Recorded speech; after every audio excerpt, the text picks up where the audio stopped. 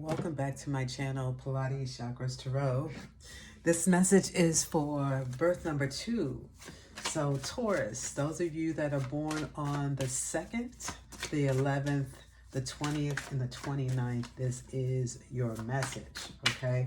And this is going to be a Taurus shadow message. I don't want to take that just yet because I'm not done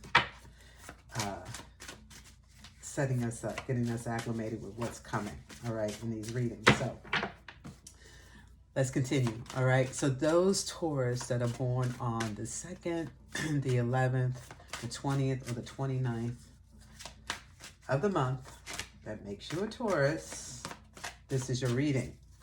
Taurus, this is with the birth number 2, this is a Taurus shadow reading to prepare you for the upcoming Gregorian calendar year of 2024, all right? And for your solar return during the vernal equinox, okay, springtime. So nonetheless, but the birth number, I just read someone's comment and so I replied, so let me just reiterate. The reason I do the birth number, I choose the birth number to read is because the birth number helps with the here and now. Your short-term goals, things that you need answers to or you're contemplating right here and right now, not in the past, not from the future, all right? So that's why I choose the birth number. And that's how you use the day you were born in numerology. So I do base all of my zodiac readings for Taurus using the numerology, which helps give you a little bit more poignant insight or etheric insight for what's happening in your world right now. So right now we're getting ready for the new year, so we need to look at those things that we are avoiding or don't want to see, not ready to uncover, but now is the time to uncover those things and really confront them. And it could be good, bad, or indifferent, but things that you need to let go of, things that are no longer serving you, and that's going to help you grow and develop. And we are looking to grow and develop in this next universal year of number 8, because everything is big for Taurus. Everything is magnified for Taurus. Jupiter is in Taurus, and it will be going direct tomorrow. So it's stationing direct right now. So we need to stay ahead or stay on time, if you will. And I don't want to ahead, okay, I guess I was alluding to the future, but that's to head, you want to be active, ready for the future, right? You want to be ready for what's coming. So nonetheless, let's get ready to get this theme, the theme of your reading for the shadow work that perhaps you want to start to do right here, right now. Okay, so 2 cards wanted to come out, so I guess I'll let them come out because there was a lot of cards falling out as I was getting started. So 2 cards out, 2 planets, Uranus and Venus. Now, how I propose that for a Taurus? And I want to, okay, because one of the things, so sometimes I get ahead of myself. I'm going to come back to the cards in just a second, because as I was, just kind of meditating on your number, your birth number 2, 2 is symbolic of the moon, okay? 1, the number 1, is symbolic of the sun. The sun and the moon are the opposites, but they're very harmonious. They make good combinations, all right? And this points to the energy of the masculine and the feminine too. So when the masculine and feminine are in balance, there's harmony. It makes for a good team, a good combination, a good wholesome union or for oneself. Okay, so we want to make sure that we are kind of capturing that too. I think this is going to be a part of the theme right now for number 2. For those of you born on the 2nd, the 11th, the 20th, and the 29th. Also, get some jade. I want to tell you to get some jade. So get some of the jade as well. For the number 2, it's important that you keep jade nearby. Okay, it could be a ring, it could be a whatever. It could be just a crystal on your desk or whatever in a special place that's connected to you. Or even on your altar. So anywhere, right? But you want to also keep jade close to you for number 2. I'm not a number 2, but I love jade. And this ring has not left me. And I've had this ring for maybe over 5 years now. So it's wearing off. So the energy, I'm getting all the energy from it right now. But until it comes off, it will stay, it will remain right there. So I do love this ring, and I love jade. So nonetheless, okay, back to our theme, the divine masculine, the divine feminine. This energy here though, this Uranus energy and this Venus energy, which is the masculine and the feminine. The Uranus is very unconventional, surprising. So you can't anticipate anything for the energy of Uranus, right? And Venus, we know the Taurus. You guys may see my bonnet. It's morning time. I'm trying to finish a reading. So nonetheless, back to the reading. So Venus is that divine feminine energy, right? And she wants to just remain divine, remain in her true essence. She don't need any disturbances. And especially if she's a Taurus Venus, amazing. But Taurus is ruled by Venus. The whole collective of Taurus, we're ruled by Venus. So this still applies in the same emphasis, all right? Same potency, same thing, all right? She doesn't like disturbance. She wants to remain beautiful. Everything is peace and harmonic. It reminds me, Venus reminds me of the energy of the Empress, okay? She wants for nothing. She desires nothing. She's not fretting about anything. Now, we're putting Uranus by her side. It just has to be a strong Taurus to deal with the Uranus energy, okay? Because you may have to tame that a little bit. You may have to, work with, you'll have to be working in harmony. This would have to be a very mature Uranus, all right? Or your energy as well, because of the Taurus, the Venus energy will affect the Uranus energy, low or high. So I'm sticking with this today. This has just been glued to my mind right now. This saying, your attitude is your altitude. So your attitude, Venus, Taurus, will be the determining factor of this unconventional, bold, cheeky, buoyant energy, okay? And that could be good, bad, or indifferent. So take it how it resonates. I'm gonna read a little bit too from the oracle about these two. So let's put them back on the same side that I had them on. Okay, Uranus, underneath it says spark of genius, ascension. That's a really powerful Uranus energy. So that just lets you know how surprising it's gonna be, how bold it's gonna be, or that the audacity of Uranus. You will be so in awe and enamored, Venus, by a healthy Uranus energy. And then likewise, the Uranus energy would be, smitten by the Venus energy, love and abundance. Expect love and abundance from a high altitude Venus. Okay, so you know the theme, masculine and feminine energy. You have the number 29. So Uranus is a 20 card number 29, what reduces to number 11. Powerful energy. That's a master number. So master psychics, all right? High vibing psychics. And then you have the Venus energy, card number 25, which equals to 7.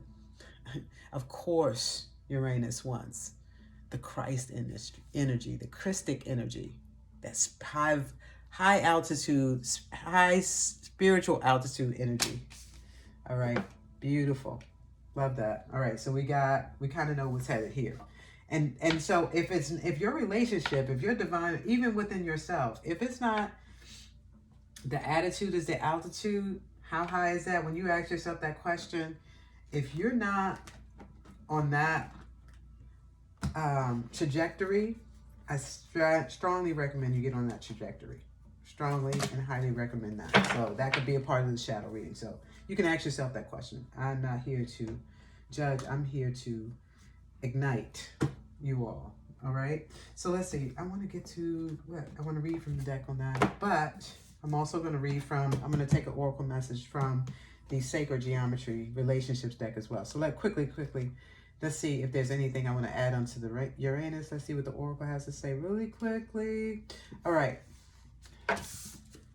When this card shows up, expect the unexpected. A shakeup is coming to bring change in your life. Uranus is indicating that something or someone is keeping you stuck, Now the universe is making the move for you. Where have you felt misaligned? Uranus teaches us to embrace unpredictability and change. So Uranus is the planet of shocks, surprises, and genius. So you get to determine any of those factors and claim them for your Uranus energy, okay? And then love and abundance. Let's see the Venus card, number 25. See what we can add. Okay, Venus loves to make life easier, beautiful, and joyful. She's a sparkle of cosmic glitter, the life of the party. When this card appears, the opulent energy of Venus is sashaying into your life. Expect financial breakthroughs, romantic improvements, or the desire to change your aesthetic appearance. If you have dealt with any relationship challenges, Venus brings peace. If you have an important negotiation or judicial matter in your life, the scales will tip in your favor. Beautiful. Awesome. Awesome, awesome, awesome. So, I was talking about the Uranus, how the Venus, what the quality, what Venus brings to a Uranus. That seamless, effortless connection. Seamless and effortless, harmonious, beautiful, loving. Therefore, that Uranus is smitten by that Venus energy. So we are magnetic Taurus. And this is why I chose to do the readings specifically for Taurus at this moment in time, because we deserve it. We deserve it. All right, so let me move on. Let me get to the sacred geometry. I'm not going to get smushy or mushy with that. We know who we are. Okay.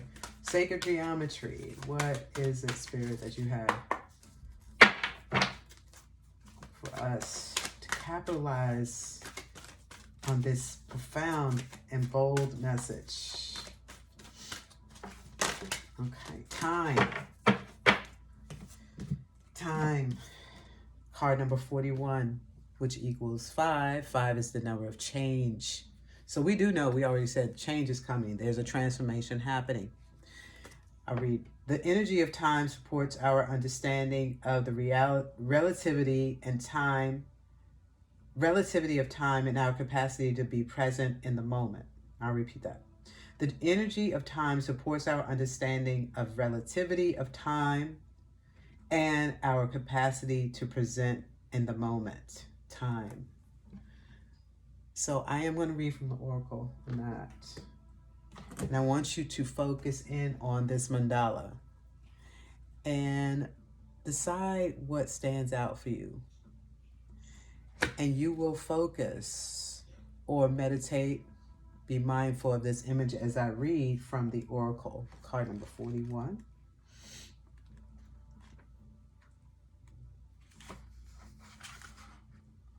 So here's your affirmation. I am timeless. I am timeless. Mature Taurus, we are timeless because we have that youthful energy.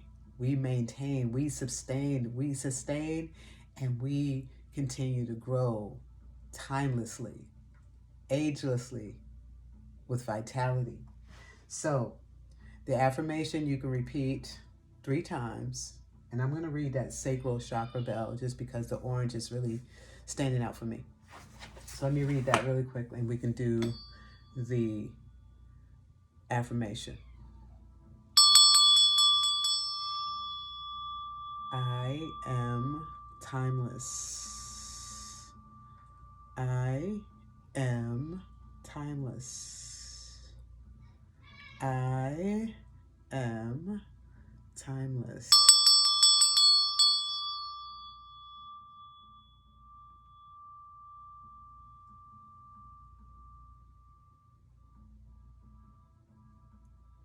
Ashe.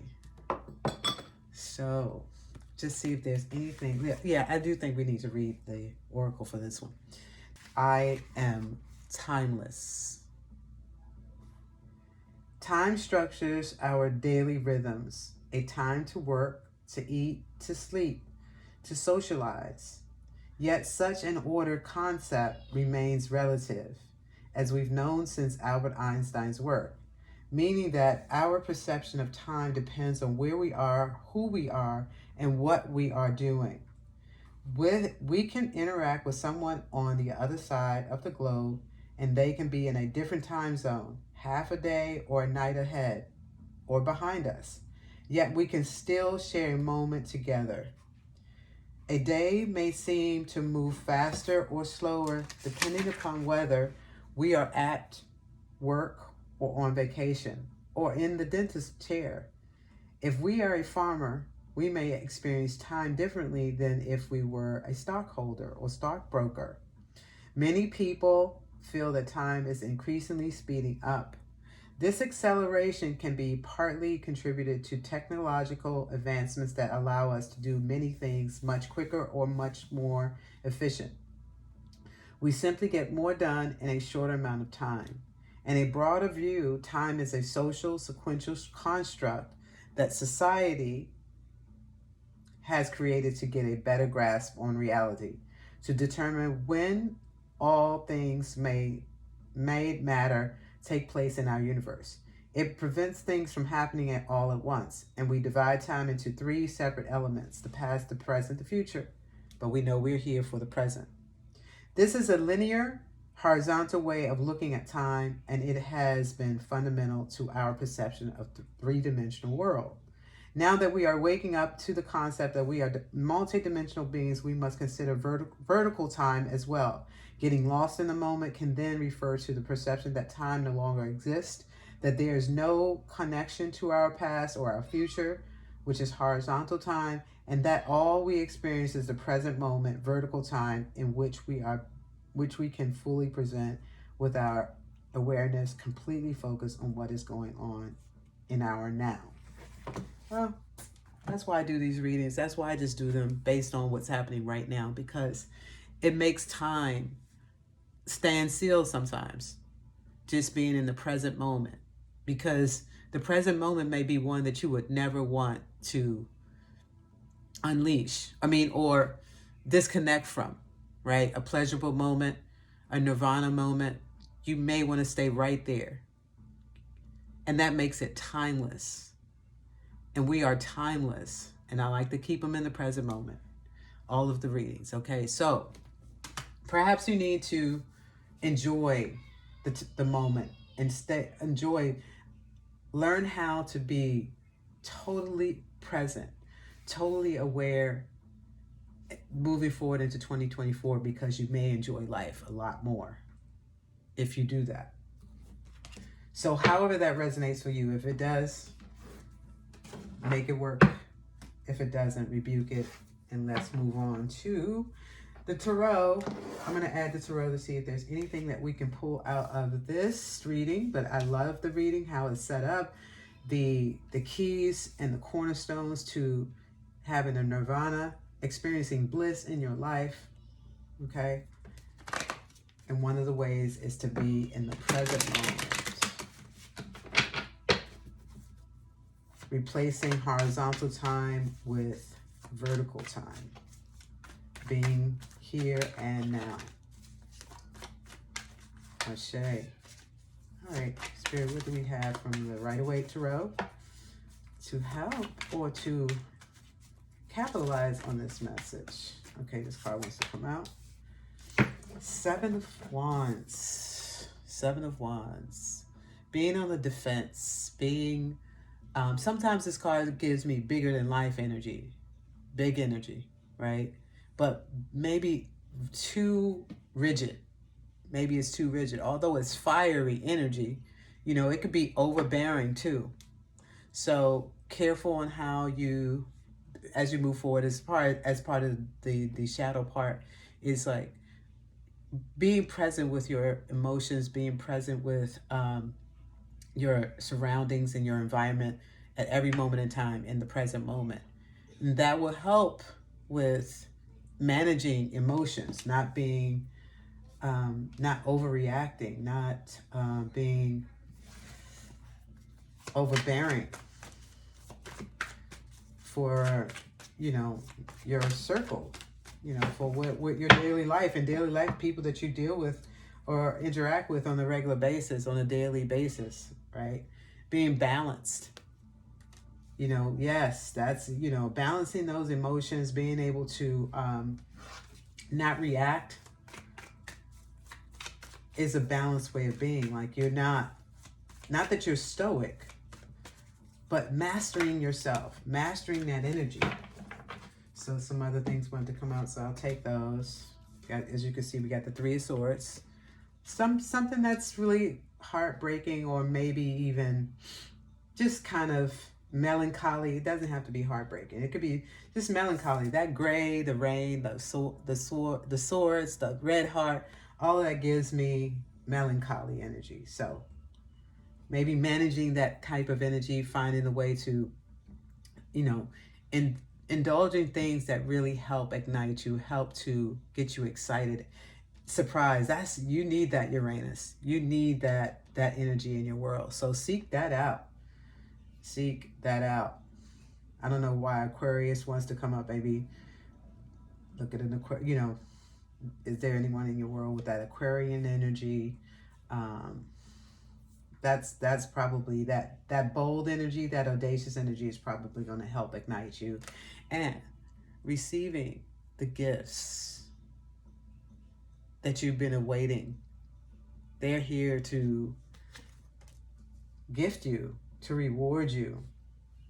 The Uranus energy, perhaps, or just in general. That's what's coming through nonetheless for this universal year number 8, for those of you born on the 2nd, the 11th, the 20th, and the 29th. Those of you at number 2 and looking towards that number 1, because number 1 balances you out. Finding that individual with that innovative energy, that creative energy, that sun. People that are fiery, yes. The sun signs, the air signs. But it definitely has to have some other earth. It has to have some sort of balance when it comes to that earth energy too, because a lot of air and a lot of fire with a fixed Taurus. Taurus is the fixed energy, and earth energy. It has to have a balance of some emotion, some water, and also some earth in there to balance this out. You know, completely, you know, just like that Two of Cups card, standing there, both of you with both of your cups full. If you want to look at it as with that cliche of half empty, half full, you're going to choose the one that's half full because you know that person. You have to see it that way. Both of you have to see the same thing, that whole idea. That ideology, that philosophy of the glass is always half full, never half empty. Okay. But they, you know, ultimately, this is your gift that's coming through. The rewards are coming through for you, period. That's the end of all of this being, you know, rigid, intense energy, overbearing energy, defensive. Balance is coming through. Melancholy, you love melancholy. You love melancholy movies. You know, there's a way. Melancholy I love the feeling of melancholy. For some reason, it just invokes, you know, that intimate energy for me. I don't know if you've ever seen the movies coming up that are like Her, with Joaquin Phoenix, I think is the actor. Oh, that's one of my favorite movies, Her. And that's a good movie to watch to get the sense of what I mean I like the energy of melancholy. I like that energy. It's not a, you know, negative energy. It's neither good nor bad. It could be indifferent for some people, depending on where the melancholy is coming from. Okay, let me not belabor that point. So that is your message number 2. I'm going to finish it with the final communication from the Enlighten Up deck. These are always just short and sweet messages. A good way to end this off. And this is from the Enlighten Up deck by Andrea Smith. The first deck I used was the Black Moon Lilith Cosmic Alchemy Oracle by Adama Cisse. And then lastly was the Sacred Geometry Oracle. Okay, so last message from the Enlighten Up deck. Here we go. Miracle, number 29. That's your number. Reduces to 11, master number. You are a miracle. So in addition to you being timeless, you are a miracle. You are a miracle to someone, to people, places, and things. It's just not one thing. You are a miracle. And miracles are happening this year. They're taking place for you, Taurus. Those of you born on the 2nd, the 11th, the 20th, and the 29th. And you know what? I'm going to recommend that all the Taurus, no matter what your birth number is, to watch this reading. This is full of body. This is a full body reading. I mean, this energy is where you want to walk infinitely. You know, mastering oneself, which is blissful to do that, and even to witness yourself, uncover all of the miraculous things that are happening and taking place in your life, and they're timeless and ageless and infinite, all of that. This is a full body message. Okay, so lastly, the card number 29, I'm going to read it. Miracle. Our perceptions color our world, and a miracle is a shift in perception. God stepping in to correct our awareness. This is why forgiveness is the home of miracles. Sometimes our mind gets stuck in a rut or on a mental thorn, making it difficult to move on. It can even be difficult to get on with our lives when we are no longer stuck. These are the times when we must ask for a miracle. You get nothing without asking. This is major. A miracle enables you to move on and into light-filled territory. Just ask. The cup is full. The cup is full. Beautiful. Wow. Number 2. Thank you so much for that reading. Oh my God, I'm getting the chills. You guys gave me so much. You giving. Thank you so much. I salute you. Peace.